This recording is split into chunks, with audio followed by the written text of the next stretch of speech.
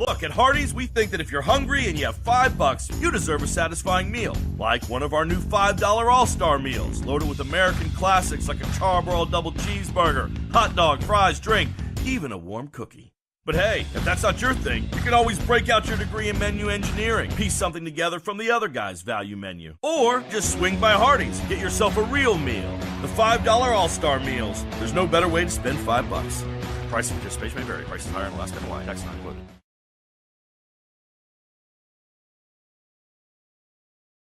Happy New Year.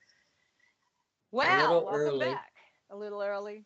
Everything's a little early. How was everybody's Halloween? This is the Supernatural Substation. I'm your host, one of your hosts, Eileen Pistanio, and my co-host Bernadine is in the Peanut Gallery. Say hey, Bernadine. Hey.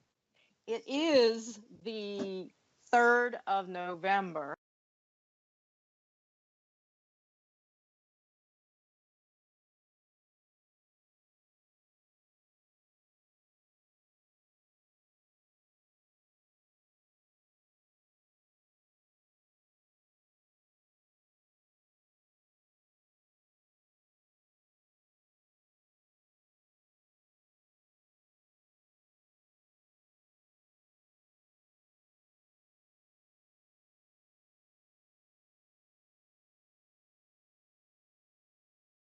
A Hawaiian girl bobblehead. That right there. Oh, and Zeke, he's keeping me company as usual. So anyway, how was your Halloween, Bernadine? It was awesome. We actually did an investigation. Yeah, that's what we're going to talk about until. Let me just say at the top of the show, the producer Bernadine. We have our guest Michelle Belanger, and everybody. She needs no introduction. We'll be coming on around 9:30 in about a half hour. I guess you'll keep me just informed of what's going on and what time it is, even. It's like, okay, it's 10 after 9. Anyway, so yeah, you had an investigation at the radio station. Yes. Where was that? Where is it at?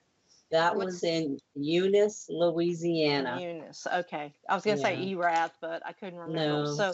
So yeah, I mean, I saw the clip of you on TV and all this stuff, and so tell us what went on, and like, do you have any evidence yet? Not yet. I still have to go through some EVPs and all. I just took our handheld devices because it was actually on a Sunday before Halloween. So my team worked on Monday. So it was actually me and my cousin Danny, which is a medium. We went, and they had the Fox News, a couple of girls from there filming us. During the investigation. We stayed there. Well, they stayed there till like 2 o'clock in the morning. But me and Danny spent the night there because we're not afraid. Yeah. Well, what's the story? What's the story behind the place? What's the radio station? The radio station is KBON, KBON.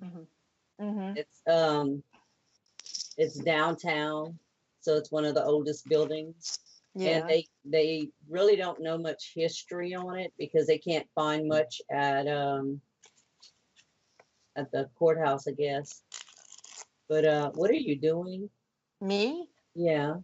Nothing. Okay. My cat is yowling in the back. So when we went in, they don't tell us anything. But we actually did an investigation there in 2012. So they asked us back. And in 2012, we actually captured 22 EVPs. Wow. Yeah. And I have to say, one of the EVPs was exactly like one of the EVPs we captured this time, which is a man calling the host a B word. Oh, you mean a bitch? Yeah. Didn't know if I could say it here, but yeah. Yeah. And online. He's one that stays in a specific room. Now, isn't that the? Let me just back up a little bit. Isn't that the nighttime host, the girl Yes. who she's on from like a 9 to something, or I can't remember the time, but she's there Uh, late. She's there late, yeah, right? Yeah. Christy Daly. Yeah. So she's there Yeah, alone and late, and there's a guy she's been calling her a there. bitch. Yeah, she's been there a long time, but like we explained to her back in those days, which Mm. we feel he's from the 1800s. Mm-hmm. We feel he actually has something in a wall. Like Danny picked that up, that he has something hidden in that room. Mm-hmm. And he doesn't like women coming in the room. He doesn't like women, period. He feels like we speak too much, maybe because back in his time, women were seen and not heard, you know? Mm-hmm. And we're just a little wild for him now, I guess. So he's angry. But when we started, when they were doing my interview, the lady from Fox, she was actually filming me, and they use these big square LED lights. Mm-hmm. They have like one big square, and it's a bunch of little lights in it. Well, Right. these are very strong batteries, and she has two of them on me, one on my left side, one on my right side. Well, Mm-hmm. I'm explaining to her because she asked me, well, how do spirits get their energy? So I was explaining to her that they have this big, massive power plant when you go into the town, and the town is small. Mm-hmm. So they have that, plus in the radio station, there's tons of electronics. So I said they Yeah. pull from that, they pull from lights. And right when I said that, half of that light on one side, and you could see it go dark on one side of my face, went out. So she's I like, was oh my God, I oh was my God, oh wondering. I my God, oh watched the my God. footage. Yeah, I watched the I'm like, footage, and you're like sitting in the dark, and I'm like, I can't I, see. I look over. That's Mm-hmm. why, because the light was half dead. So we continue the interview. I calmed her down because she was like, Mm-hmm. oh my God, oh my God, oh my God, oh my God. That shouldn't happen. I'm like, calm down. It's okay. Then a little further into the interview, I'm explaining again how they draw the energy from batteries and, us, just Mm-hmm. things like that. The rest of the light goes out. So that never has happened to me. And I mean, yeah, she was freaking out. So we had to end the interview because she didn't have enough light on me. And that one light on the other side wasn't enough to cover, both sides of me. Mm-hmm. So So mission accomplished, right? I yeah, mean, so and then that room I was telling you with the guy, before we even got started, we had the light on in that room. Well, he doesn't mm-hmm. like the light on or the door open or Mm-hmm. women to enter. So we had the light on, and we went in there. We walk out, the light switches are still on, but he turns the lights out. When the lights, they have two light switches for that room because it's pretty big. Both the light switches are hooked up like they're supposed to be, but the lights are off. And Mm-hmm. nothing we do is helping. It doesn't come on. So I asked her to go and check the breaker box because maybe the breaker tripped just for that room. She Mm-hmm. goes and checks. She's like, no, everything is fine. So we're like, okay, well, give it a while. Let's leave the room and all. We come back in a little while. The lights are back on. And the door is closed. He doesn't like the door open. So he's in Yeah. there with the lights on and the doors closed, Yeah. and So no women inside. and no women. But when we go to do an EVP session later on that night, we're asking him questions. Well, when Christy starts to ask him questions, she starts to call him out about, I guess the bad stuff he does. Mm-hmm. And he's like, bitch. And I'm like, okay. Oh well. Yeah, because we have like our EVP recorders, you can't hear what they're saying until we do the analyzing. Right. But Right. I have radios that actually pick up the spirits' voices at the time they're speaking. Mm-hmm. So, oh yeah, I'm like, did you just hear that? She's like, yes, Pack it up. yeah. Time to go. So yeah, it was a pretty interesting night, and Danny picked up quite a few things. He Yeah, I picked up saw the little girl I saw that was they there, interviewed him. Yeah, and and he said something about the man too, though. At least on the clip that I saw. yeah, he was the dominant male. Mm-hmm. He, Mm-hmm. he actually died in the building. How? Do they know how he died?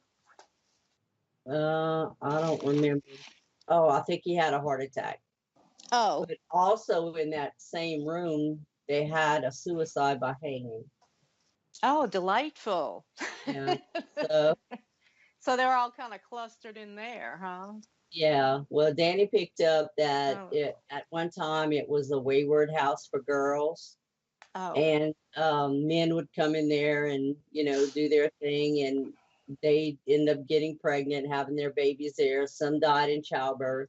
Some Mm. babies died there. We picked up a few. I bought trigger objects, so we had our EMFs going off near the trigger objects. Like I have one that I have to put a quarter in to keep it on. It's one of the Mm-hmm. older model EMFs, Mm-hmm. and we kept telling. Daddy said there was a little girl trying to, mess with the toys. So we asked her, if you take that coin out of there, you can have it. And Mm-hmm. she kept trying because the lights kept going off. That Yeah. was terrible. That was terrible of you. Yeah. We gave her the She couldn't toys take it. too. Like, if you can take the toys, you can have them too. I'd have left it. Did you leave it? She might No. follow you home to find the coin, huh? Well, that is. I'd like to go there. I remember doing it. Actually, a call in with you for that station. I think some night several years ago. So, but it it never usually turns out like the general public or like the I want to say the TV people expect. They kind of and invariably like the cameramen and all that. They're like, this isn't true. This isn't. There's the equipment. They're working the equipment that's going to get drained or that's going to be Right. affected. So I think you're she had some backup batteries. yeah. But so they left around 2 a.m. But you guys stayed the rest of the night. Yes, we stayed. Cool. And I guess she didn't want to, or they would have stayed. Yeah. No, Uh, they left. But we hopefully we get some good. I'm pretty sure we do have some good stuff. mm-hmm. Well, yeah, and we're gonna have to share it on a future show. Yeah. So see what you got. Well, But the I girl mean, from the news went back and she did the Halloween special like I had did in 2012. I had went back and played. Well, we were having technical difficulties back then trying to get mm-hmm, our EVPs to play. So mm-hmm. what I did is I bought that back on a USB and she played them for everybody. Oh, cool. The ones so they got to hear them. So I'm guessing the next special, and they have a website. So for the news and cable on. So whatever I get, they can put on their website for their listeners. And That's excellent. Yeah. yeah, I mean, how did you feel about having to stay there or having to be at night be the nighttime host? I mean, the people that work there, Mm-hmm. they hear things, see things, feel things, but it doesn't scare them because it's nothing malevolent, Mm-hmm. you know, Yeah. as far as Yeah. they've been there, I don't know. Some old guy calling you a bitch is, you know. Yeah, I but mean, she's never been hurt, nobody's yeah. ever had problems like that. So pretty Well, much good spirits there. did you do anything for Halloween itself? What did you do? What did I do? I don't know. It was a I don't Tuesday night. remember. Oh, Tuesday night. I didn't do Couldn't have been anything. that big of a deal. Oh, I know what happened. Well, the Saturday night we had a friend that we have, it's called Don's Boat Landing over here, and they were having a Halloween party. So I get Shane all dressed up in his Shane's her clown. husband. Yeah, my husband. He had a clown outfit. So I get him with his makeup and all this on. So I'm fixing to get dressed, okay? I'm gonna go meet him. The lights go out. Like Happy Halloween. everything went dead. So You I'm mean sitting here like now I just in can't your go house or like? in well, the whole block. Oh, okay. Yeah, the whole street went down. I'm like, well, look at this. Had my stuff all ready, but I can't see. And my dog's all on top of me because we have the They're lights out. scared. Well, a good thing, it was cool outside because I had to open the doors. Mm-hmm. And yeah, the whole street's out. Sometimes I think they do that deliberately, like on Halloween and stuff like that. Pull Yeah. out different little sections just to spook people out. Or I would. I So remember that I couldn't happening. dress up, and that's like my favorite time of the year. I know. Shane's like, well, I'll come and hold the flashlight. You can get ready. I'm like, really? I don't think it's going to work like that. You need to get one of those camp lights, those ones that you camp with, like a Coleman light that, works on a battery or whatever. But I could see me putting white contacts in with a flashlight. I could. I could see that. I So can do no. it in a completely dark room. I've been putting them in for so long, the regular Oh, ones, so I can see, yeah. not the colored ones. But well, that's good. I'm glad that you'll have some evidence for upcoming shows, and so been looking on Facebook and social media, and everybody went to the different events here and afar were just just chopping about it and chatting about it. And it was like, oh, like it's so wonderful at this vampire ball and that one, and so So some did people y'all out give there out must have had a good. candy? We did, yes, we did. I've seen Amanda's costume. It was awesome. Amanda, yes, Amanda, my daughter, surprised me by dressing up as a witch. She actually, when we went to Harry Potter World, or went to a Universal Orlando, we all got, well, I say all, it was my daughter, my nephew, and me, and we all got wands. And so my nephew got Sirius Black. If you know the franchise, everybody knows who he is. And I had to get the Bellatrix Lestrange, which is sort of the bent wood. And then she got Narcissa Malfoy. And it's a really nice looking wand. It's whatever, whatever it is, it's resin, but it's really, really nice looking. So she brought that out. I gave her one of the witch's hats that I had. And we walked around town. We went out to Barnes and Noble. We went out to lunch. And she's like, you should dress up too. And I'm like, no, because the only thing I want to put on is in a container, one of those tub containers upstairs in the attic. So I was like, it's not worth it. I'll just be the escort. So yeah, she dressed up, and yeah, there were some other people walking around and all. We just sat on the porch, and she's still in costume, and we gave out candy, and that lunatic dog of ours just barked and barked and howled and didn't want to be in a cage and didn't want to be in a yard. And then she was outside, and everybody was afraid of her in the front, so I was like, I put her on Facebook that, she's the hound of the Baskervilles, because if you leave her alone long enough, just barking, she'll suddenly howl because she thinks you can't hear her, Yeah. So we had sound effects and everything. I was like, and then, I went in and, really, I'll go to the events and stuff, but I'm no longer, big deal with Halloween. But they had that movie, The Haunting, on. You remember the one we saw at the Paracon in Vicksburg? When they had the movie theater. It's 1960. It's one of the ones that creeped me out when I was a kid. It's probably my favorite, like, gothic horror one. It's the reason why I hate little cherubs. Those little angelic cherub faces that you see there You on hate brass. them. I hate them because there's a scene in it, if you might remember, where the thing is pounding on the door with the two women inside trying to get in the room, and then it goes quiet, and then they zoom in on this doorknob with this cherub face, this little angel's cherub face, and it starts to turn very slowly. Well, I saw it the first time I saw it was probably 5 years old, and I've hated it. I hate that. I'm not surrounded by any little smiling angels, none of this Renaissance crap of these little baby cherubs.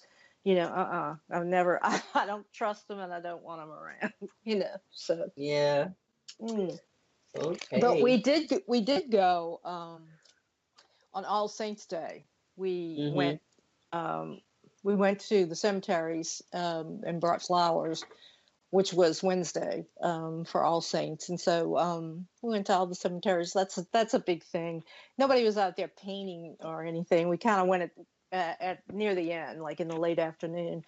But we had all our flowers, put them out on all the dead, and so we did that. It was something we wanted to do, and Mm-hmm. everybody was doing it out there too. So, but pretty much we Yeah. observed that usual thing. So, okay, I think you just messaged me. Yes. And I think that means that, our guest is on board. Michelle, are you there? Yes, I am. How you guys doing? I'm very, Hey. we're fine, and I'm very excited, and I'll probably flub up because I'm Oh very no, happy to it's have you. okay. I'm Aline Pastanio. I know you've been talking with Bernadine to set it up, but we're happy to have you. Thanks for taking the time out to be on our show. Oh, thank you for having me. Great. Well, we were talking about how our Halloweens were, which are probably boring to you, but how were yours? How was yours? Mine was pretty good. I didn't get a whole lot of time to spend with the trick-or-treaters in the neighborhood, although we had many, many of them around here because I was at the local library doing a volunteer appearance. It was a Awesome. twofer. So one of the librarians was doing some really, really nifty presentation stuff on how to research your house. Like all the way back to like when it was built and who owned it, and Mm, like go back through all of the families. And then mm. my half of it was, so what do you do if it's haunted? That was great. That's a good one. Yeah, like, they have that website, who death in home, or how do you look up, if someone died in the house, and then Yeah, go from there. Yeah. Well, that's good. That's perfect. And did you scare the little kids by dressing up, or did you did you just go as I yourself? didn't get a chance. Yeah, I just went as me. Tomorrow is my big day for being creepily dressed up. I've got an artist friend, Joseph Fargo, and he's behind Monolith Graphics and Nox Arcana. I've done my CD Blood of Angels was with him and with William Piotrowski. Every Mhm. year, for 2 weekends on either side of Halloween, he turns his mansion into uh, a puzzle box. Is the best way I can describe it. So you go in costume, and your costume is your character, and there's a whole theme. This year we are exploring the ancestral home of our host, and he has just inherited it. And there is a great history of dark magic and murder. And by the end of the night, we solve a whole bunch of puzzles that he's designed very cleverly. Some of which like have moving parts that will open and close doors in the house. Oh, wow. It's super super cool. He's Sounds one of the like only that people show I know who 13 has. Ghosts. Yeah, Yeah, 13 it's goes. That's it's fun. He and put no so much spells. work into it, I can't and that's imagine that. yeah, highlight of my year. For two Sounds weekends, awesome. you're going tomorrow. So tomorrow to that, right? Yeah, Uh, tomorrow. well, we've been, we're talking about Halloween, and I know who you are, and we kind of, Dean and I both do, but I just wanted to give a little bit of a blurb. I don't have my PC in front of me because my dog ate the cord on it, so I had to order. Don't worry about it. I had to order a new cord. So, but we have Michelle. You're just so well known. You're probably well known for two things. Your vampire history, your authority on vampires, of all sorts, from the past and in present time, and then Paranormal State, where you appeared many many times on what, like 2 or 3 seasons, I think, or maybe more, because I know you're a very frequent guest. Yeah. Hmm. From let's say I was doing research behind the scenes in first season, and I think the first episode I was on, I was only on as a call-in for Black and White, I think was the name of the episode. Hmm. And I was sort of their backup because they had an expert on voodoo who turned out to, be one of those experts who read a book and Hmm. wasn't necessarily an expert. And they got wise to it, and they were like, "So, how are you on voodoo?" And I'm like, "Well, I wouldn't consider myself an expert, but I could answer a couple of questions and maybe direct you towards some sources. And they're like, that will be good enough. We're going to crunch. Good. And then they made you a regular, well, sort of a Yep. go-to for a medium for some of their Yeah. cases. So, and I did enjoy Paranormal State.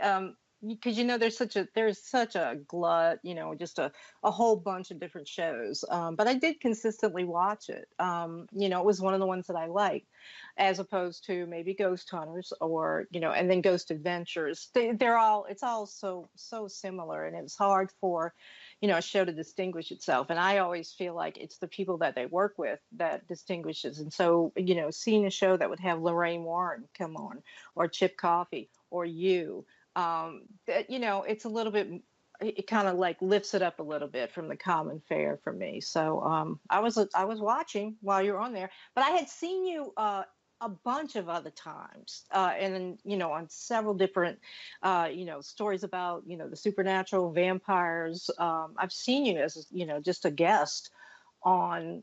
I can't even begin to name the amount of shows that you've been on. So yeah, I've lost track too. Yeah, and so that's how I knew you. And then I said, "Oh, now parent." That's my dog barking in the back. So I'm that's sorry. okay. We so may end up with a kitty. A kitty, that's fine. Yeah, she'll wander over nuts. and like mule at the especially when I'm doing interviews. Like, she's quiet most of the other time, but if I'm talking to something and there isn't a person that she can see in the room, she wants to join in. And she thinks you're talking to her, probably. Probably. But what I was getting to was like, you've been around a long time. And so a lot of people did first like discover you and meet you on Paranormal State.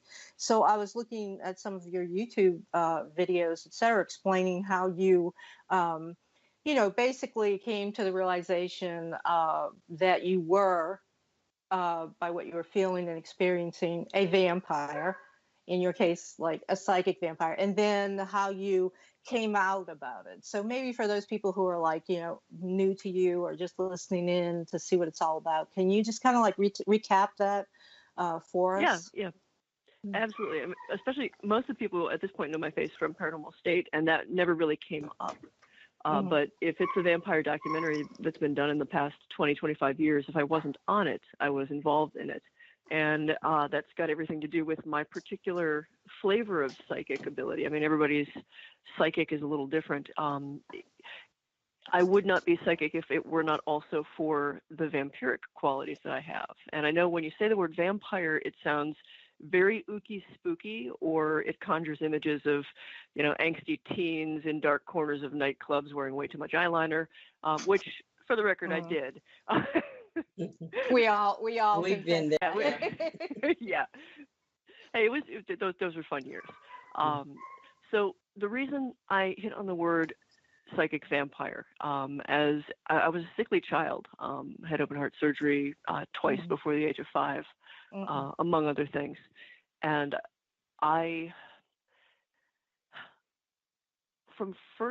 as early as first grade, I was aware that I was able not only to sense the energy of my fellow students, but I could, if I wanted to and if I needed to, take that, usually through touch, in order to make myself feel better. And when I was that young, I didn't really poke at it too much, try to understand what was really going on. But even then, I had hit on the word vampire as what that was.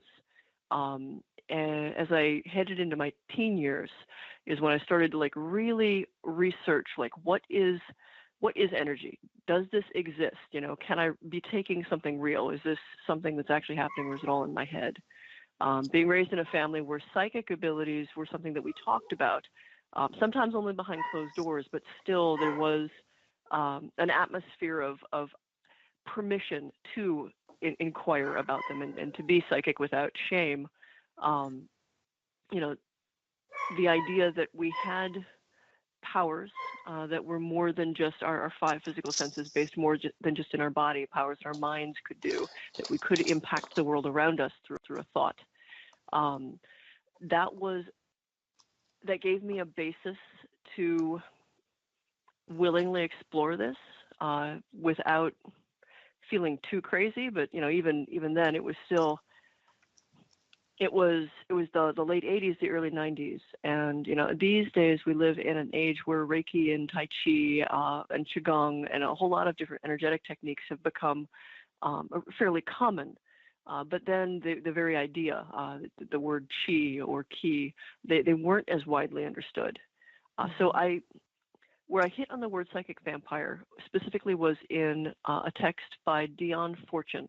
She was writing in the 30s, and the book is called Psychic Self-Defense.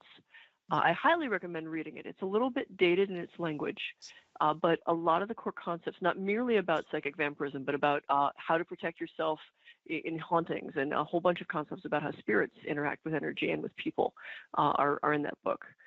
Fortune was not just, she was a stuff, and she really knew her stuff. Mm-hmm. She had an experience with a coworker. Actually, it was a boss that she worked for who was taking her energy and was doing so in an aggressive fashion and in a way that really, really wrecked Ms. Fortune's health for a little while. And she's the one, she isn't the one who coined the term psychic vampire exclusively, but she was certainly the one who popularized it and put it in a context that really made sense. Right. Everything that she was describing about this person was what I was doing, except I typically sought consent. I didn't like taking from people without their permission.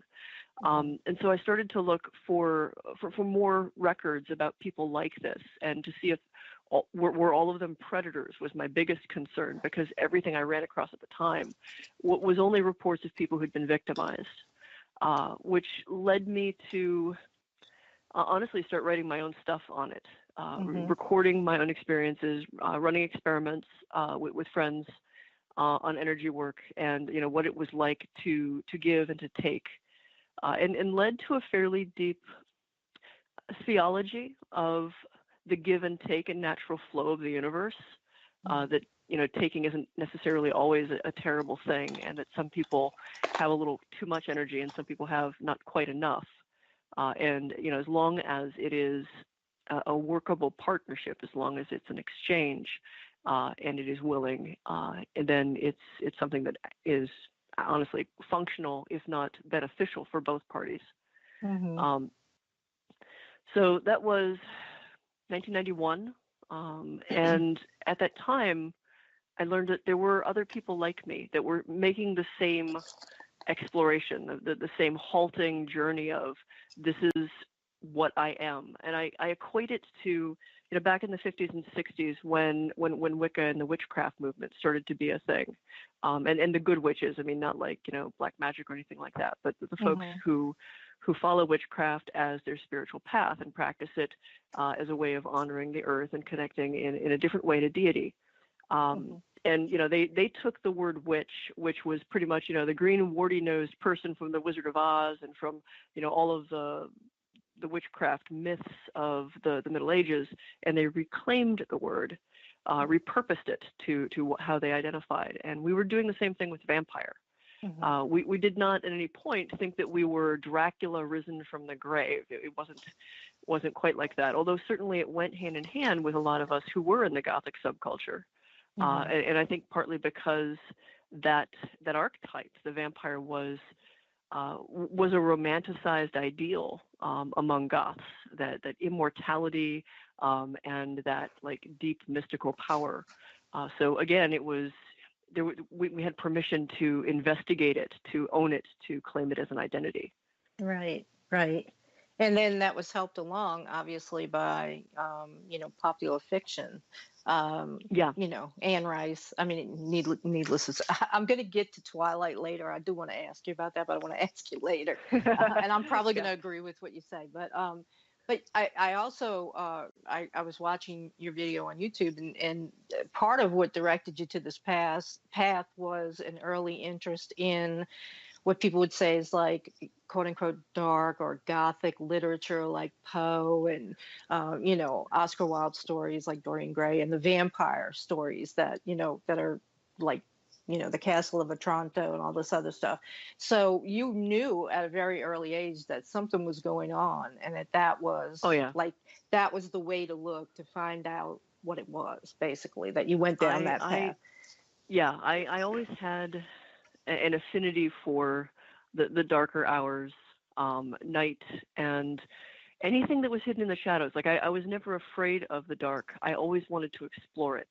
And that kind of goes for every aspect of my life. And I've had some people theorize that has to do with like the early brushes with death on my own part, that it left me with some kind of morbidity, but I don't find it to be a morbidity. I don't find that I like dwell in darkness because I'm like moping in a corner.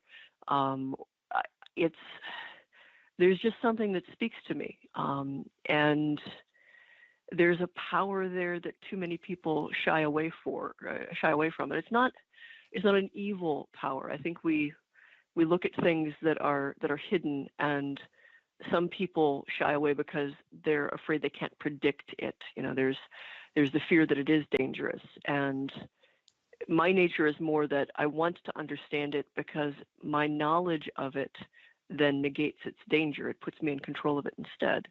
And yeah, I was a very early reader. I was digging through Poe and Stoker and all of that. And I love that you named some of the old Gothic stuff.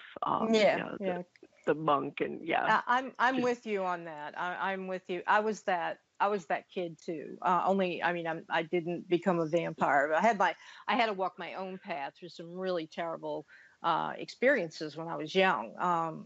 Basically my mother, with that early part of the paranormal that involved Lorraine and Ed and then Hans Holzer and all, she was into all of that, but she didn't know what she was doing.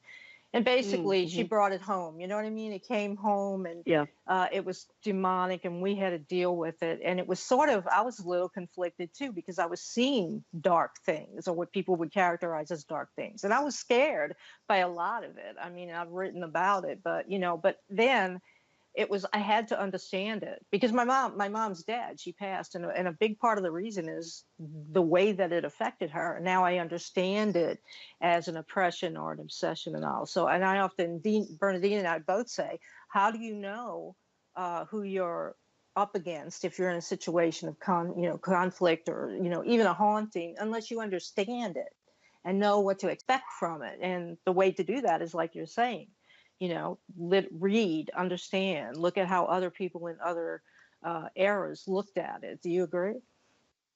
Yeah, you can't be afraid to study something. I mean, educating yourself about something is not the same as inviting it to your life. It's the exact opposite. Educating yourself about something, reading as much as you can, learning as much as you can, gives you the tools. It's your sword and your shield.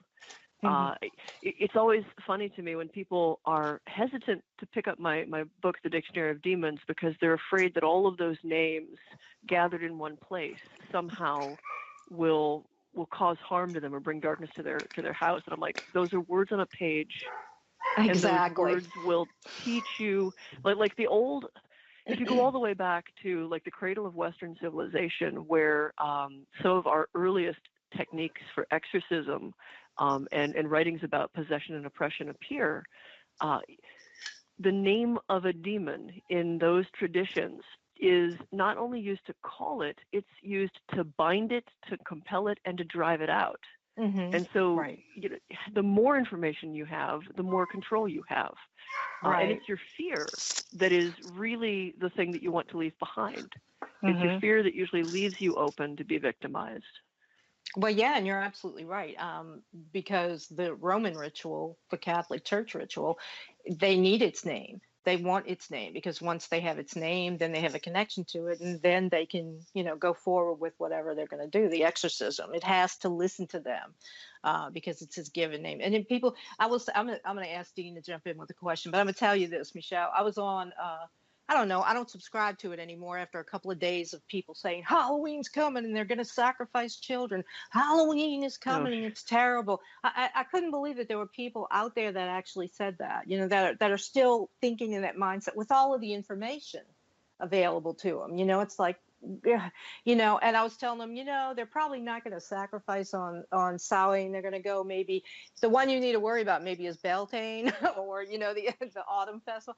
But it's talking to a brick wall. And they're the people that will not say the name of the demon. I had one guy, I asked him what the name of the demon. He said he was so oppressed by, he couldn't get the name out of his head. He had to drive off the road and call a friend so they could talk it out. And I'm like, well, what demon are you talking about? He said, it starts with an A. And so I started naming them. And yeah, I never got to it. Right. And he's like, don't say, I'm like, I said, look, unless I'm standing in a circle, and I've got a triangle of manifestation right there, or I'm doing some kind of ritual, it doesn't matter how many, they don't just show up. They have believe it or not, they are doing other things. Right. So as are all spirits. Right. But it's like that fear. And it really casts, people like you who, are in the twilight, sort of in that gray area that go from the light and the dark and then bring understanding. It really casts you in just a really negative way that you don't deserve, because you're a source of knowledge that shouldn't be ignored. But Dean, you got a question. I'm gonna let you jump in. Yeah, I think people are afraid of what they don't understand. Mm-hmm. And from what they're taught from a young age, if they're afraid of something, they're just not going to deal with it, period. So I believe, researching something is not the exact same thing as practicing it. Yeah, I agree. So the more knowledge you have, the better, and if it comes your way, at least you may know something versus nothing. Yeah. Because, I see people in Walmart, they're like, you do voodoo. Well, and I'm like, I'm just a paranormal investigator. I help people, She lives in a really small town, Michelle. Yeah, I'm in Louisiana, so everybody's voodoo here. So if you're on the dark side, you're actually on the dark side in their eyes. So yeah, they don't understand, and no matter what you say, they're not going to understand. And what I was going to ask you is, in your teens, I know you were coming into your abilities and things like that. Did you feel like some friends were kind of offset from you, maybe they backed away from you because they were afraid of your abilities?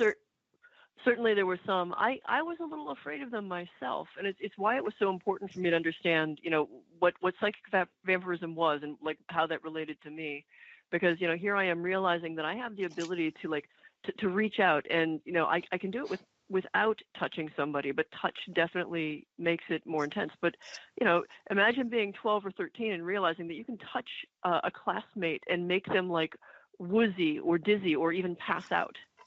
And trying, answering the questions to yourself of like, what do I do with this ability? Is this an ability that makes me evil? Is it something that, and realizing that it was my choice to do it or to not do it. Like learning about it, recognizing that it was really something that I could do and to a certain extent needed to do, and then learning to make choices. But yeah, there were certainly people around me who were terrified, and not just about that. I was pretty quiet about the vampirism in a lot of my like immediate social circles at those earlier ages, but we definitely played around with talking with spirits, and I've got how you have your tight little knot of friends. There were three of us, and we were inseparable from like the end of middle school to early high school, and one of the girls' brothers was just terrified of me. I'm pretty sure he is a super, super extreme born again Christian because of some of the stuff that he was around, and he felt so out of control about it that he just went running as far away from it as he possibly could, because it just made him practically wet himself. That's exactly what my mother did. Do you think that maybe he felt that you could see through his soul and he had a lot to hide? I think that there was certainly a little bit of that. I know as I've gotten older, if people are a little funny about me, and it's a justified funny, like they've met me, and then they get kind of weird, because there's plenty of people who are funny about me on the internet, but that's the internet.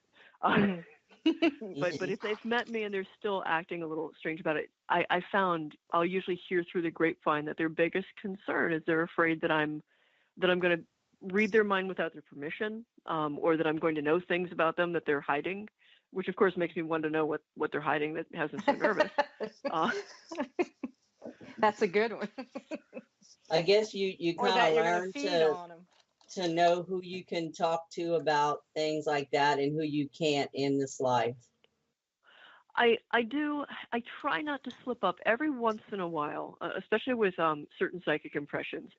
Every once in a while, there's something that I'll blurt out, and I won't even realize that it was a psychic impression until it's out of my mouth and the person is staring at me. And the one that sticks in my memory, I used to work second shift at a gas station. I've worked a lot of jobs that people would find like you did what, like, but I loved it. I loved, like, my regulars and everything. And hey, it paid the bills at the time. There was a trucker who came in. He was not a regular. He was just passing through, and I cash him out, and I'm making small talk, and I look up and I go, "How's that pacemaker working out?" Just for no reason, like, it's just out of my mouth, small talk, and he stares at me and he checks his wrists. I guess he's looking for, like, whether or not he's got a, his wristband from the hospital still on there. He like looks at his chest and he like stares at me, and I was like, and I realized as he's like gawking at me in shock that I saw it. Like I saw it in his chest, and I'm looking again at his shirt. His shirt's buttoned all the way up. You can't even see a scar. And I'm like, yeah, sorry. He's like, how'd you know that? I'm like, lucky guess. Really lucky. You told me the last time you were in here. Yeah. Some people are. Yeah, I didn't have plausible deniability there. I've accepted that, like, if something blurts out past all of my barriers, then it's something that I needed to say. But I really make an effort to not, first of all, to not read people if I can help it. Like, I have people when I'm at events ask me to read them, read their aura, whatever, all the time. And one of the things that I consider my responsibility at an event is to keep all my psychic stuff to myself. I shield fairly stringently, not just so that I'm not reading people, but also so that my energy is not spilling out all over the place, because it's loud. So other people who are sensitive, even if I'm not doing anything actively to them, they'll pick up on it, and sometimes it makes them uncomfortable. So I try really hard to keep it as much under control as possible. And even so, I'll still slip up now and then. Yeah, and then they'll walk away with a free reading or something by accident, which I think is. They shouldn't walk up and say, "Hey, what do you see?" or something like that. It's just my. People ask for it all the time. Yeah, it's like a busman's holiday. It's like, I do this, I'm here. I don't. Then you want to tell them something like, and I'm not psychic. I've done tarot cards, and I get like in an intuitive groove, but I'm not at all psychic. And the older I get, the dumber I can't anticipate anything, evidently. So I don't have that experience. But once, like, somebody sees you doing tarot cards and they think, oh, you know it all, what do you see? What do you see? And all you're doing is looking at symbols and all. But I wanted to kind of steer into the actual experience of psychic vampirism.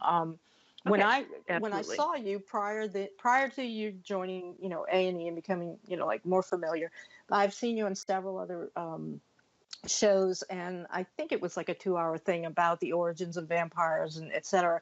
And you were demonstrating basically what it is that you engage in. And so, and it was, it was fascinating. It was just sort of like an aura massage is what I was seeing. So can you kind of like explain what it is and how the energy is shared, as opposed to just stolen from somebody like, some others might do? Well, if people are familiar with Reiki or any kind of energy work that involves laying on of hands, the mechanics are almost identical. I connect to the person. Usually I'll place my hands on their back, on their shoulders, to just kind of build a rapport, because it's easier if we're sort of resonating on the same frequency. And I know that might sound cheesy, but I don't have better words for that, where it just, you sort of fall into a rhythm together. And that helps to relax them. It helps to focus me. And then the energy rides upon the breath. Like, the touch helps to focus it, and helps me to focus the connection. But it's really almost like breathing in warm, thick water. There's this power that rises off of a person. When I'm doing that, I am also, consciously or not, kind of reading their energy from aura inward, like through these deeper and deeper layers, I become aware of blockages. I become aware of damage. I become aware of places where they're holding stuff like too tight, stuff that they need to release. And so it becomes, when it's done intentionally like that, it becomes really like an aura cleansing, like a full energy body cleansing, really. And I'm releasing the stuff that they need to let go of anyway. And because they've given permission, it's a much easier release. I mean, you don't want to. The permission is so important, because like if you walked up to somebody on the street, and you just like, well, like, look, there's this intrusion in your energy, and you just sort of like reached in and willy-nilly yanked it out, it's going to hurt. It's going to feel like a violation, because it is.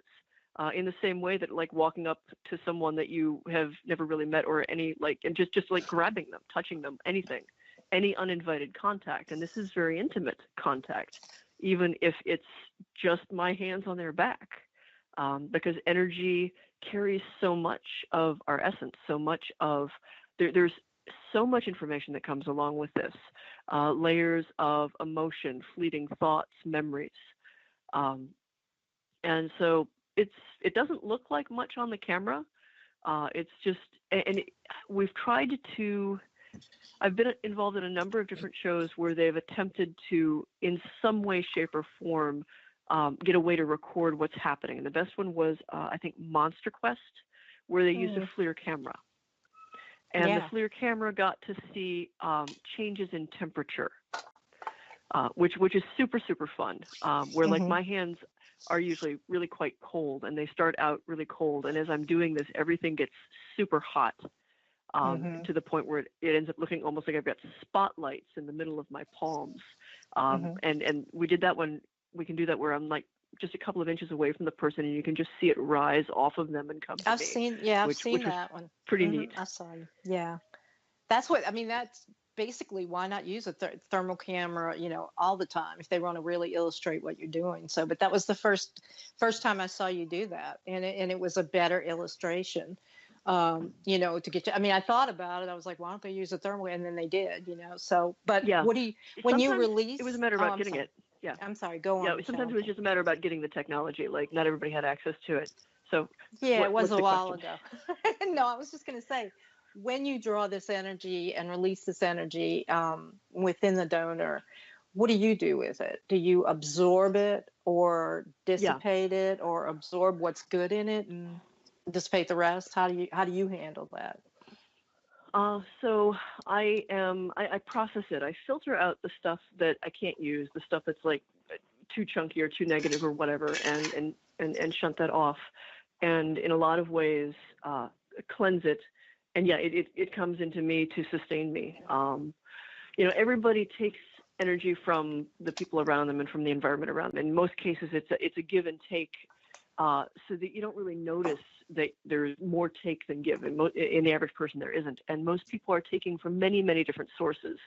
And most of the people who I have found identify as psychic vampires have a limited range of energies that they can connect to. Most of it comes from people for one reason or another. There's a whole lot of theories. And of course, they're all just theories, because none of us, I mean, this is a field that we experience, but, can't really know 100% for sure. The way I liken it is, while I can sense and connect to an awful lot of different types of energies, I cannot take them to sustain myself. Like my body doesn't want to process them in the same way that everybody else seems to be able to process them. There's some step that's missing. Because Lord knows I tried. I studied some fun Taoist techniques, trying to basically like go, okay, well, it's not convenient to find people who are willing and knowledgeable in energy work in order to make this exchange on a regular basis. And because I'm so strict in the ethics, they were definitely lean years. And I go through a lot of slowly degrading physical symptoms that are a lot of autoimmune stuff. My immune system takes a dump pretty quickly. A lot of aches and pains. I slow down.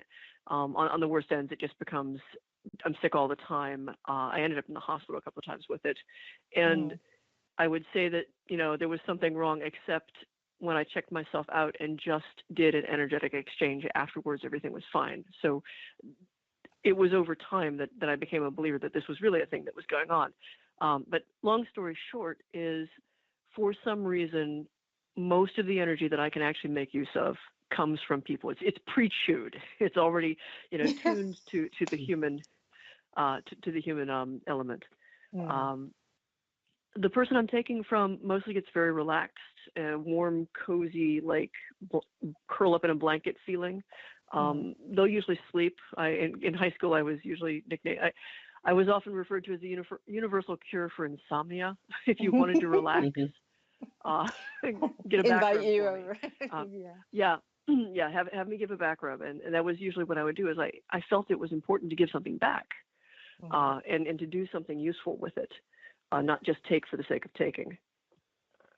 Right. And a lot of people are even afraid of that.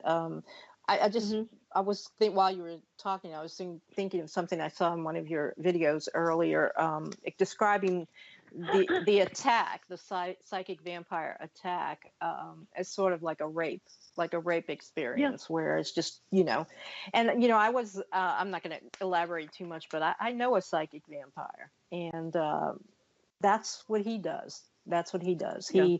And the way that he does it is sort of like in voodoo, and I mean, I'm down in New Orleans, but it's, he works to get you angry, because it's the anger that he's, and he keeps goading you, and he'll tell you things to break down your self-esteem or to break down your positivity or whatever. And then he's just feeding and feeding and feeding on that. And one time he kind of overstepped it. He took it and then he made something manifest in his life, which was exactly what I was saying, what I had been thinking that I wanted. I wanted this. Of course, we don't always know, but he got, like, it was just flip-flop. It was like total. And I was like, oh, now I see you. Because a lot of people don't realize, because you were also describing sick people, relatives who are negative, people who are always bitching and complaining and, all this other stuff. That's energy to be fed off of too. And that's also psychic vampire activity, right? Yeah. Well, there's two main ways, especially unconscious psychic vampires will do it. And people can be born the way that I am. and sometimes just chronic illness, chronic depression will make a person so low energy that they start to unconsciously vampirize people around them to make up for it. And those are the people who kind of become those drains on their friend group. Pardon me, I'm going to cough, and I'm going to try not to do it real loud. So there's the type like the guy you're describing, who tend to be domineering, and they find strong emotion, and in that case, like anger and frustration, and they find every button to push to get that. I mean, simultaneously, the strong emotional reaction the victim is having breaks down their walls, gets them to not, throws them off center, makes it way easier to connect to them, and is producing a lot of energy. High emotion, strong emotion produces a lot of really tasty energy. The other ones are, your old Aunt Edna, who doesn't really ever leave the house, and all the relatives really loathe going over there because you're going to sit on the couch with her talking for like the next 3 hours about her bunions, boils, and hemorrhoids. Yeah. Exactly. And if she doesn't have something going wrong, she's going to make up something going wrong. And she's just going to keep you there sitting and sucking the life out of you. And, by the time she's done, you're there wilted on the couch. And you can tell she's feeling better. And she probably has no clue that this is what she's doing. Like she just I know knows quite a few of those. Well, and we all do. And there's a whole lot of factors that lead them to be that way. But and do they get there's energy no conscious from doing that? They're because they're taking draining energy. yours. Yeah. Like when you they're just leave not that aware place from these people, and you don't even have to speak. Just listen to them complain and whine and and by the time you leave, you're drained. Yep. Yeah, and that's what they say. Oh, I feel you. so much better that you came over. Thank you. Yeah. That's exactly what that is. Yeah, and I've had relatives like that too. And it's not just venting, because they have people that vent. It's not that. The people the vampires, these people, you loathe going into their house because you know how you're going to come out. You can feel it. You can totally feel it when it's happening. And even if you don't necessarily think of the word vampire, most of us will feel it and go, that person is, they're draining. Like, we've got a lot of language that's describing exactly what's going on. Mm-hmm. All Yeah. of these things are why it was so important for me as a teen to pin a word to it. And by naming it and by labeling it, it put it in a place where I could make conscious choices about it. Because the biggest problem with Aunt Edna is she has no clue what she's doing. She's going to do it just instinctively. She's always going to do it. There's no way to turn it off. And Mm-hmm. it's really hard. It's She'll very live unlikely longer and to she'll ever kill you. Right. She'll outlive and everybody. and there's no having that conversation with Aunt Edna and saying, "Dear Aunt Edna, you're sucking us dry. Please stop." She'll laugh it off or just get upset. But like the victimizer, like the guy that you're talking about, the dominant ones, and there are some who are unconscious about it as well, but there are some that totally know what they're doing. They might also not call it vampirism. They might not think of it as mystical or think of it as energy, but they know they are getting something out of creating I these told situations. him that. I told him one time. Yeah. I said, you're a psychic vampire. I wish that I was. He said. I was like, yeah, well, bullshit. It's like, but Yeah. it's a violation, and that's how I felt. It's a violation. It's like I'm like related to you too, and I'm working together with you, but you're siphoning off. Well, then I began to look at myself and say, well, how much can I accomplish on my own? And Yeah. this is my energy. Why don't I keep it? But it really is a violation. It doesn't matter. It doesn't have to be someone related to you. Well, I know that you've talked about shielding yourself from it. And so how do you basically set up a shield so where you can go and visit Aunt Edna and, stay for coffee and everything else, or be around basically, like if you go in a bar, I remember hearing you speak about this. If you go into a situation, maybe at the culture of vampirism, where you might know what you're walking into, and who might be a sanguine, who might be this or whatever, but the innocent or the person who's just hanging around, who like we went to Endless Nights a couple of years ago, and the festival is all, they got a bunch of people there because of the fashion and everything, but there are also a bunch of blood drinkers in there too, and psychic vampires. There totally are, and psychic vampires, some of whom consider that like perfect place to just graze, and if you've walked through the door on some level, you've given consent, which I think is a little wibbly, but not you kind of know what you're getting into. Yeah. And whenever I've said, I've referred anybody to that event, I'm like, just be careful. Anne Rice's event, like they have a vampire ball, that's a little bit more dress up and fun related, but this one is a mix that you can't control, because there really are vampires out there of all sorts, not just and they're all not, all of them don't have your best intention, in their mind, they don't care about you. There are some people who don't. So I always have that warning. Because then it becomes an experience like, I guess it was with me, it was because we were so close. And luckily it was like, and I'm like, okay, you're going to do this. All right, that's it. And so you just have to isolate yourself. And I guess they have to find somebody else to feed off of. But it kept me down for years, telling me, you can't do this and this. I mean, seriously, Michelle, it's just, and I used to think about you too. I was like, who do I know this? It's like, I was going to say, do you think this is a psychic? And when I figured it out, finally, I'm like, this is, it's a terrible thing to do. It can be incredibly devastating, and it leaves you so fragile on so many levels afterwards. And the trust issue. Yeah. Especially if we're someone like us who, Bernadine investigates paranormal. I've been studying occultism and everything since, I was young. We always had ghosts around and stuff like that. We're always kind of like a haunted family, but, I've been into it, but then I really wanted to understand what my mother and, the bad things that I saw happen. So, I mean, I know what's out there, like, and I firmly think, and I'm going to kind of segue just a little bit into the folklore. I know that if someone like that is strong enough at the time of death to maintain their body, basically their shell or their etheric revenant through the first death and not pass through the second death, they will be able to do that, especially as long as there's a physical remnant of their body, and that kind of keeps the folklore. What is your opinion on that? Like, if you can maintain consciousness up to the point of death and then basically your spirit passes out, but you're still aware. Isn't that the vampire folklore? Because that's what I've come to understand from my research. That's the thing that is trying to keep itself desperately alive, and it becomes the predator that we basically know in folklore. Do you agree with that? I agree that in a lot of the folkloric instances, that seems to be what's going on. And one of the things that I've noticed in many hauntings is ghosts take energy. Actually, all spirits take energy, and it only makes sense for them to have to do so. They have to sustain themselves somehow. Some, like psychic vampires, seem to really favor human energy more than anything else. Mm-hmm. And some seem to willingly, really, they like to take it just to take it.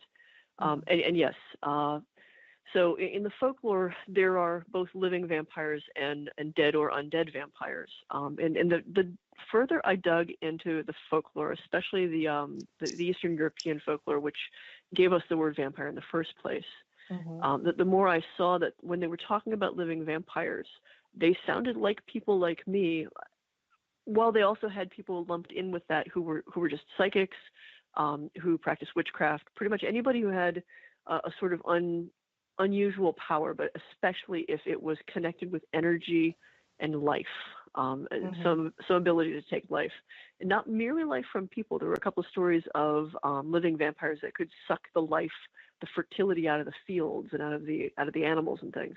Mm-hmm. And pretty universally, those were believed that once they passed on, they would continue those abilities. They would carry those abilities with them beyond the grave. Mm-hmm. The book I cited, The Unfortunate Psychic Self-Defense, she makes a distinction between what she calls them astral vampires, the ones that have maintained a core sense of personality, had enough mm-hmm. strength of will to carry themselves through that, and to survive the first death and maintain in the second death, and basically become astral entities that preyed upon people in order to keep themselves going.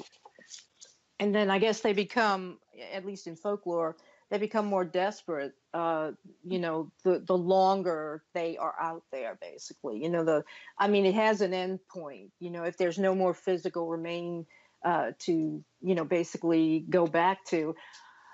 One description, and this is what I tell people whenever I lecture or whenever somebody invites me to talk about the vampires of romance, the aristocrats sleeping in the coffin. I always tell mm-hmm. them, or Edward Cullen or whatever, and I'm like, and I'm thinking specifically of a Romance Writers of America conference that I went to, and I'm invited to speak at another one.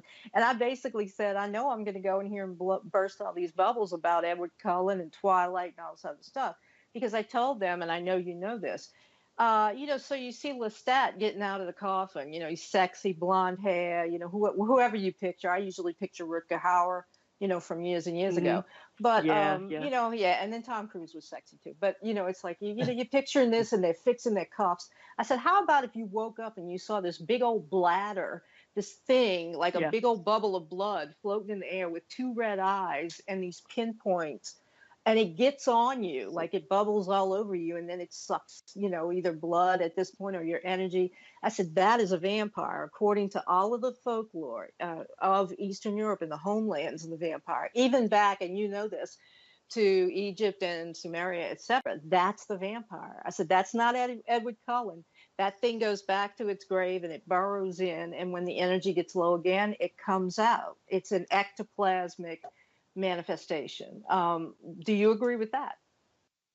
Yeah, well, like Verkalakas, which is one of the Greek words for vampire, means round like a drum. A mm-hmm. lot of the folkloric ones are big, fat, red, swollen things. They'd mm-hmm. dig them up and they'd find them, and they would use what they perceived as proof that they had glutted themselves on blood. Mm-hmm. And some of the reports of what astral entities will appear to people will vary, and I think that's because spirits definitely have the ability to project an image, to assume an image, whether it is projecting that image into your mind or shifting their energetic shape mm-hmm. To fit something. And so you've got this roiling, floating mass of power that may appear as a person and may absolutely not appear as a person, depending on how clear your sight is. Mm-hmm. And what they're projecting to you. I guess that's Yeah. why traditionally they would go to first their family, Yeah, because not somebody who's only, got a good sense of what they should look like. right, and they see them as an apparition or whatever, and it's really, the cloaking of this individual, and then it begins to, as you know, predate, on everybody in the community, which is also, I guess, behind the absolute. I've read that any other supernatural being, a werewolf, mermaids, fairies, whatever, the elementals, you can drive them off or protect yourself away from them. But the vampire is the only thing that has to be completely annihilated, because it will come back and back and back, right? Well, and actually, in one of the Paranormal State episodes, we weren't allowed to call him a vampire on camera, even though he fit absolutely every hallmark of a folkloric vampire. He was even he was Subcarpathian Rus. So like he was from vampire country, and he'd come over to America. He's the coal miner from the Daisytown haunting, and when we went back the second time, without much explanation, they end up showing Ryan as the sun's going down on the summer solstice. By the way, Ryan driving a nail into the grave at the cemetery, and that was as close to staking the thing as we could get. Where you have to just you can't really destroy it. You got to nail it down to its tomb. You've got to bind it. You've got to keep it from getting back out. Right. But yeah, the more I did the research on that, the more I'm like, so guys, this is gonna sound cliche, but this guy's a vampire. Like says the vampire. This is actually like everything in folklore. Like this is where these stories came from. Here is this person who was kind of a rotten guy in life and a hard drinker and violent, and he didn't stop being that way in death. And he is preying on family members. And like nothing you do to cleanse his house is keeping him away, because he's not a ghost like your average ghost. He is a very different type of critter. So he's here's what you got to do. Yeah. Everybody. And he knew it. He knew it. He reveled in it. Oh, he totally knew what he was doing. He was a real rotten tomato. And that's why I have a problem, and so does Bernadine too, when so many teams go out there and they're like, sort of, la-di-da, when they see people on TV calling everything a demon, or saying this dark spirit, quote unquote, is okay, or shadow people are just okay, and you can give them names and stuff, they go out there and they end up, some of them dead eventually. They end up bringing stuff home to their house. They don't know what to do. And so, my own book that I wrote about it was, they need to be aware of the supernatural dangers. And if you, like you were saying, I have to tell you guys, this is really a vampire. We've said that these things exist. And if you don't believe in it, it doesn't matter, because they exist. They believe you and in you, and you don't want to be in their sights.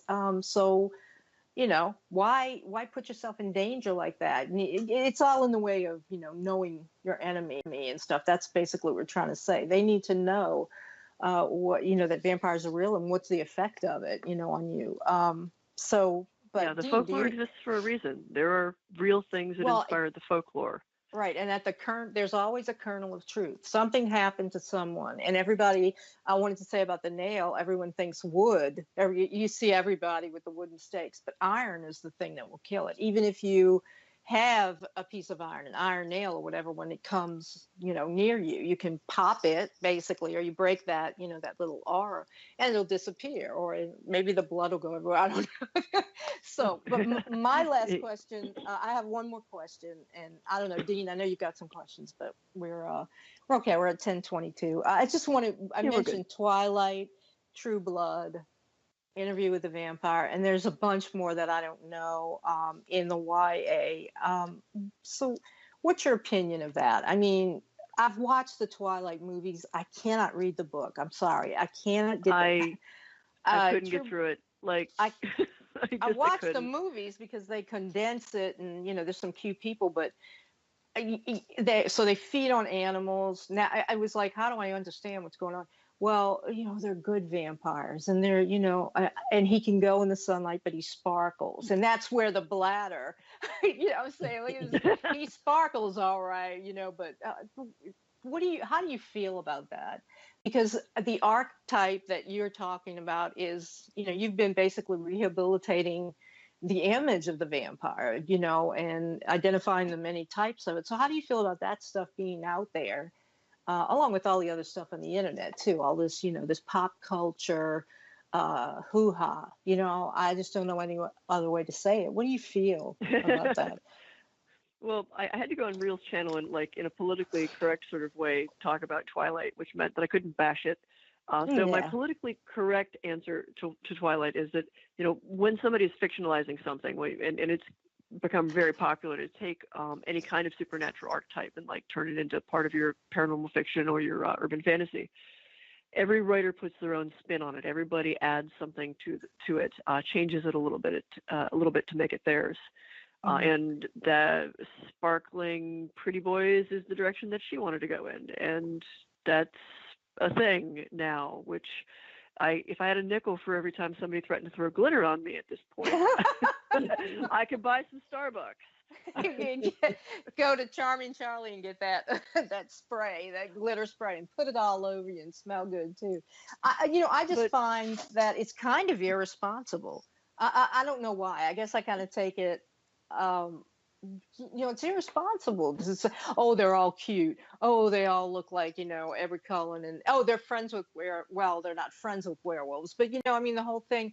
I think they take it too lightly. You know what I mean? And it's like they have to have that little bit of danger about it because, like you say, these things are real. There's a kernel of truth. There's a reason that there's warnings about. Certainly, once you get to Twilight, they have sucked all of the danger out of the vampire. I mean, like they've just castrated him. Just straight up. Yeah, just totally. At least Lestat was running around, and he was a predator, and all, you had all that angst going on. But I wanted to let Dean come in here and see. You've got any more questions, Dean? I have one more question because I know we're coming up at the break in a minute. I have quite a few friends that are mediums, and I know card readers and people around the Louisiana area that have health problems. And one of the things that I researched and I try to get across to them is you can't always walk around with your third eye open, always walk around in psychic mode, because they're having heart problems, and I mean their health is declining, and one of them just passed away a couple of weeks ago, and she was young, so how do you feel about that and health problems? Like, shouldn't they protect themselves or kind of like, shut it down for a while? Well, the first thing to understand is all of those abilities take fuel. I mean, it's like running a marathon, and if you are not taking good care of yourself and making sure that you are getting the right kind of nourishment to keep it going, then you are going to wreck yourself. And too many people, as a psychic vampire, I totally get, like, I need to take things to keep myself going. But, your average psychic might not realize that they also need to make sure that they are nourishing themselves, not just in body, but also in spirit. Fortunately for them, they don't necessarily have to, like, go find a consenting donor to take energy from. They can go out to any place that energizes them, any place that makes them feel whole, but they need to detach from the things that are exhausting them. They need to detach from, just the empathic connection to the people around them. Yeah, like you're every right. person they run around, they're trying to read. I'm like, yeah, live your life, calm down.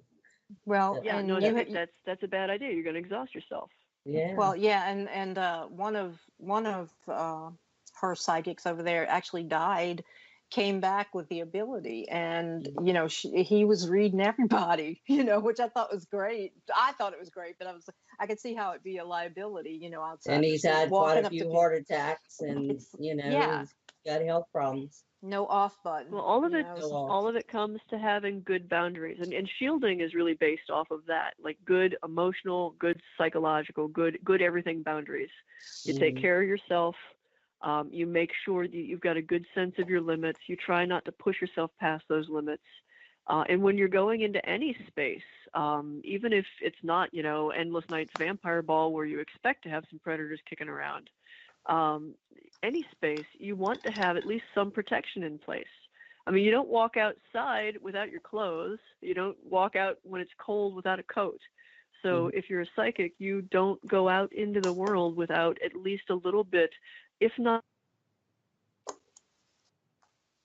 thin film of energy you maintain around yourself to keep some distance between you and everything else that's coming at you, or that you are, tempted on some instinctive level to take onto yourself. I mean, the other thing that I see, the rookie, especially healer mistake I see, is everybody who will take everybody else's illness into them. Like they think healing, they have to take all that pain and hold it in, and somehow like put it in them. And that's a bad plan. Or if they're giving energy to somebody to heal them, that they're only taking their own energy and shoving it into people, as opposed to finding ways to, finding things that power them, channeling energy from the universe, from natural places. Heck, if y'all live in Louisiana, New Orleans itself is just such a power center. And I mean, she's a wild one. I'm telling you, Michelle, it's been since right now. It's just it has such an air of negativity around it. There's so much crime, there's so much upheaval, and it's been really since Katrina. It's never felt the same to me since Katrina. Exactly. And, and all of the things that happened in the wake of Katrina, I'm sure you've heard about the cannibal murder, the other things. We have so much just ghosts and spirits feeding, and it really did form a shadow. I mean, it really did wash the whole city in this dark shadow, and it just has not come back. It really has. I mean, I hate to say we're going to be celebrating 300 years next year, but it's just not the same New Orleans. It drove a lot of the people out that gave it character. A lot of the spirits that, benevolent spirits that were there to protect from other spirits, because there's always voodoo going on. And I say voodoo, but the voodoo religion, but there's always hoodoo being practiced. Somebody's doing something to somebody all the time. And you've got all this other stuff, cemetery tours, Bourbon Street. It's just like, my daughter is sensitive. She really has some medium qualities going on. She just doesn't want to develop them. But when we go down there now, she'll get sick. She gets physically ill, and she says, I just want to leave. Because we used to just ride around, just to take her out around the city, especially because she was in the Navy. So we just go. She can't do it anymore because the energy is just so off balance. And it's such a shame to see, to see that happen. I've got a number of friends who are sensitive and aren't particularly either interested in developing it or very good at shielding. And they have a similar thing. Like they can't be, especially any of the main centers of the city, that just can't be there anymore.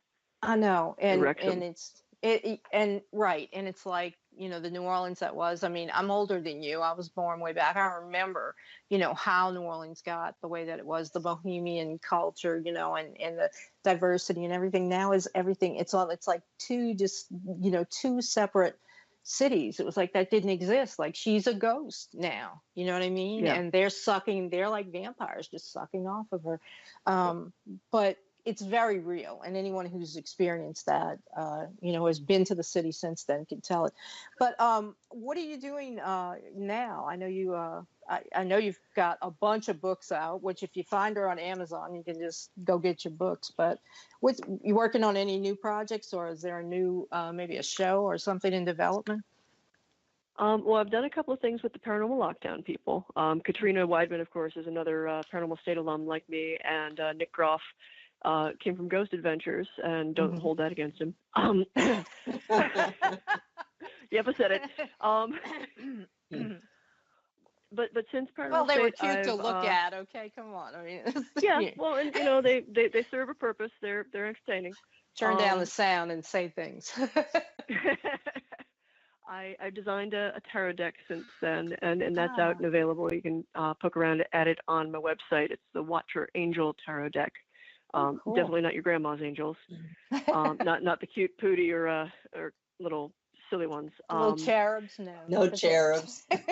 No cherubs. I've been writing a fiction series, which was a lot of my way of contextualizing some of the experiences with Paranormal State and with other hauntings that, like, I know you ladies know, like those things that you go through that you really can't talk about to anybody and have them not look at you like you're completely insane. Mm-hmm. Even people who are in the field, like the real stuff, the stuff that is too real. And I needed to get it out some way, so I created a character in a world that's just half a step off of this one, and he's psychic and immortal, and very much his experiences of energy and of psychic stuff. That's all what I go through. That's all how I see it. That's all how it manifests to me, and that's the Shadow Side series. First book's Conspiracy of Angels. The next one, the third one of the series, is coming out at the end of this month. It's called The Resurrection Game. Cool. It's gritty urban fantasy. It's set in Cleveland. Think of it as paranormal noir. So, cops and detectives and mysteries and magic, vampires and immortals and conspiracies that go back over millennia. Wow. And this poor sap has got to try to figure it all out. Good luck with that. This poor sap right here is trying to figure it out Yeah. too. No, and so that's available. You've had some other books though in the Shadow Side, right? Oh yeah. I've got Dictionary of Demons, which came about partly because of a conversation with Father Bob about doing exorcisms, and the fact that he needs names, and sometimes they'll give him names and he doesn't know what those names are, and he doesn't have all the resources of the Vatican Library. He can't just go fly out there all the time. So I compiled 1,500 plus names from a whole bunch of different sources. Between the 14th century and 18th century, primarily Western Christian occultism, anything that was named as a demon, fallen angel, evil spirit, it got stuck in the book with a whole lot of citations and where it came from. That's a lot of research. Well, it was fun. They actually, it was, and if you're anything like me, it's like, oh, and I got to go here. Oh, I got to go there. I just love historical research, but I've found, and several people have commented on this, that there was angelology in the Middle Ages and the Renaissance. How many angels can fit on the head of a pin? But by far, there was more of a focus on demonology, which is another thing that's another bastardized term. A lot of people call themselves demonologists out there today, and they know what the definition is: someone who studies demons, not someone who goes and throws demons out of a house. But I mean, you can be that and do that, but a lot of people are presenting themselves as that are not. But by far, you'll find more names of devils and all about Persian sorcery and all about this other stuff. And if you pretty much if they haven't heard of, sorry. No, go ahead. If they haven't heard about the Solomonic tradition, like the Lesser Key of Solomon or something like that, they're not a demonologist worth their salt. If they don't know what a goetic demon is, they're not a demonologist worth their salt. You mentioned, and I was on your site and I was looking, and you mentioned the Heptameron, and I actually have the book, but it's by Joseph Lazinski. I don't know if you're familiar with him, but he is a physicist, and he was like a pupil or an acolyte of Israel Regardie, and he was he was like an atheist and a complete skeptic, and he basically he found the Heptameron. And just that book, and he did everything. He took it like just like a chemistry experiment. Put this, do that. He did it, and it worked. And whenever anybody says to me, "I ain't no such thing as demons. I don't know what you're talking about. That's all movies and all," I said, "Find this book, study it, and go do that. And if you come back and tell me that they're not real, because there's a good chance, 90-something% chance you won't be here like for next week or whatever," which is very, very serious. But, I was glad to see that you agreed with that. The ritual, and what it is and what it can contact that's kind of like it was the fourth book of Agrippa, but it was kind of like set aside as once you get through those three, now you can do this thing, now maybe you can try this. But I always throw it out to skeptics saying, okay, yeah, go do that and then tell me that you don't believe in it or that it's not real. So, but Dean, is Joe turned up yet? Our man in the. Okay, well, we'll just keep talking if that's all right with Michelle, unless she has totally to go. Fine with me. I got a little bit of time still. Good. Well, Dean, you got anything else? I know that I've. Oh, now he's saying he's here. Okay. Oh, he's here. You see? Now he's here. He put that po' boy down. I know what Joe's doing. Michelle, thank you so much for being here. I'm going to let you go. And thank you. I'm going to be in Ohio actually sometime next year, so maybe I could just maybe I could just stand in front of your house and look at it. I don't know. Oh, I wait, might well, just no, let send me you a know. line. Let me know. Yeah, I'm I'm going to going to be be down talking. in NOLA December for a friend's wedding, and we're planning on being down for a couple of days to just Oh, kind of kick cool. around. Well, we'd love So, to have you yeah. back on the show at some point. And I'm so glad that you took the time to be with us. I was really impressed, Dean. You did, yeah. We got some, Oh, thank you. you're our special guest. So, Mhm. Yeah, I'm just sure, you put a lot of underscoring to what we talk about. How much danger there is, and it all seems fun and games. Until somebody ends up, whatever, sucked on under, yes. in a grave or whatever. But we thank you for being here. You have a great weekend. Have fun tomorrow. Yep, I will. All Thank you. righty. It's been a delight. Thank you so Thank much, you, Michelle. Michelle. Have a good Yep. one. Bye Yeah, bye. y'all take good. Bye. You too. Bye bye. All right. That was excellent. I could talk to her for hours and hours and hours, Mm. but I know we got a break. So we are going to do that. We're going to take a little break. You are listening to the Supernatural Substation on the United Public Radio Network, and we'll be back. So don't go anywhere.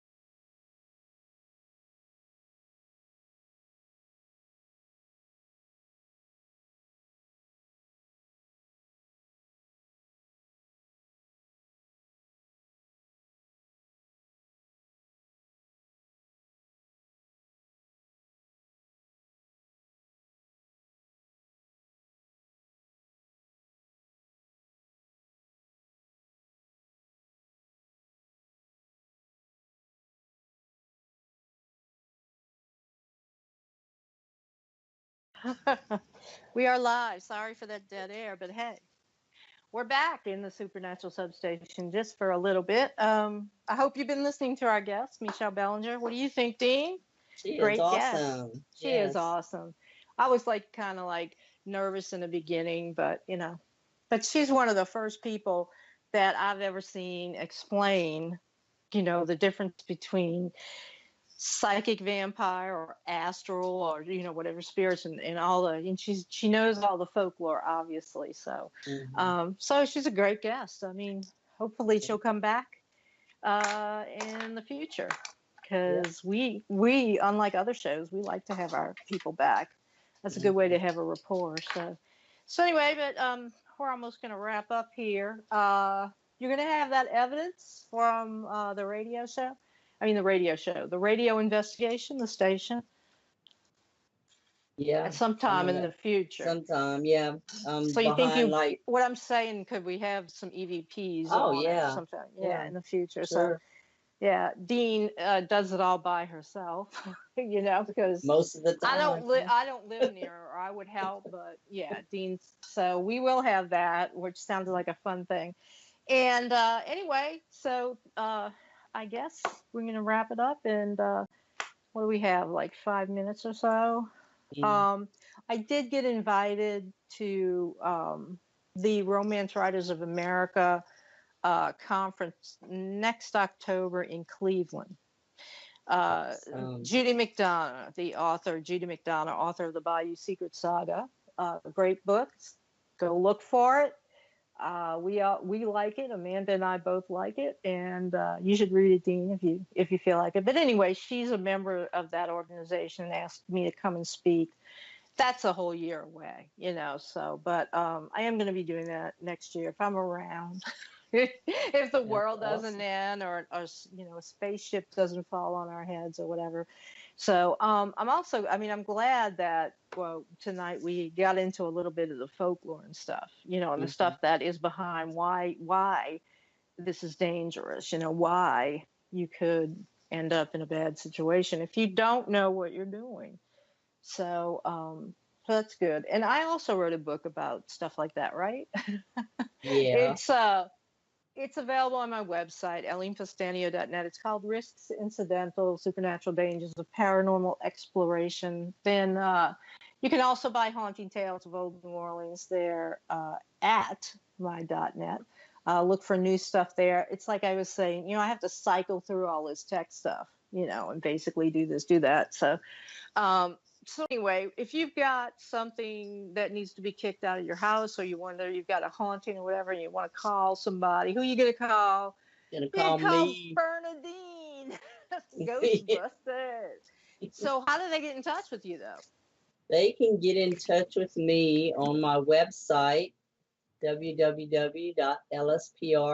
www.lspr-society.com, or email me directly, Bernadine, Bernadine, at lspr-society.com. Get on. Or find me on Bernadine. Facebook. Oh yeah. And I wanted to say the news clip of Bernadine's investigation of KBON is on our Facebook page. I'm gonna upload it to the YouTube page as well. Facebook, The Supernatural Substation. YouTube, The Supernatural Substation. Our archives are going there as soon as possible after we do them. Go catch it. Half lit. You look kind of creepy there in the half light. So, and Yeah. I'm sure The that's how the spirits help me look that way. yes, that's how the dark lady likes it. So Yeah. anyway, so yeah, if you're looking for me, I'm all over the place. I'm being told by people I'm all over the place. If you're looking for me for the paranormal, though, go to my Facebook page. I have an author page, and please go and like our Substation page. And please go and follow us and like us, subscribe on YouTube. There's going to be some fun things coming up. We're going to be having profiles and videos that we like and stuff like that. So new things are happening. So keep it here. Same bat time, same bat cave. What you got to say, Zeke? I mean, yeah, right. That's right. I mean, that's what he said. All right. Anyway, so you have been listening to us. We're going to be out of here. We'll be back next week with another new guest and some more commentary and some more sideshow stuff like we're doing. Stay tuned. Keep it right here for Kathy Bilski and Quantum Leap. She's getting high and going into the ozone.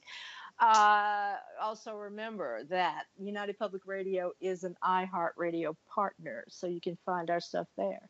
And later tonight, Terminus, because of the dog incident and ate my cord, I couldn't create a new one, so I pulled up an archive that I like, and I have kind of forgot what it is. No, I'm sorry. It's At the Mountains of Madness, based on the H.P. Lovecraft story of the same name. 2 a.m., stay up, get creeped out, stay up till the sun comes up. Have a great one, everybody. Say goodnight, Bernadine. Night, night. Good night, y'all.